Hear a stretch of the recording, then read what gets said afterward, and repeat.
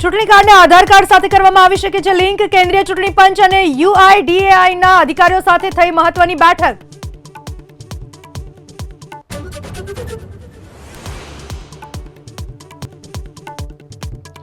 Land four job કેસમાં લાલુ પરિવારની વધી મુશ્કેલી। પટના ईडी ઓફિસમાં રાબડી દેવી અને તેજ પ્રતાપની પૂછપરછ। કાલે લાલુ પ્રસાદ યાદવને કરાશે સવાલ।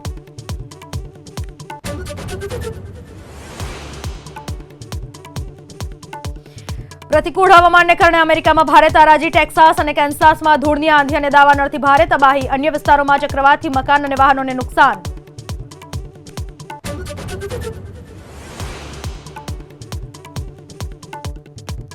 સુનિતા વિલિયમ્સ સ્પેસમાંથી રવાના। આવતીકાલે ફ્લોરિડામાં સમુદ્ર પર થશે લેન્ડિંગ। પીએમ મોદીએ પત્ર લખી ભારત આવવા આપ્યું આમંત્રણ।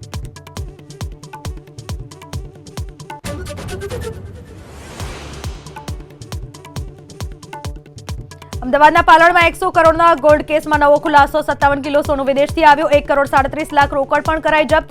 સોનું છુપાવવા ભાડે રાખ્યો હતો ફ્લેટ।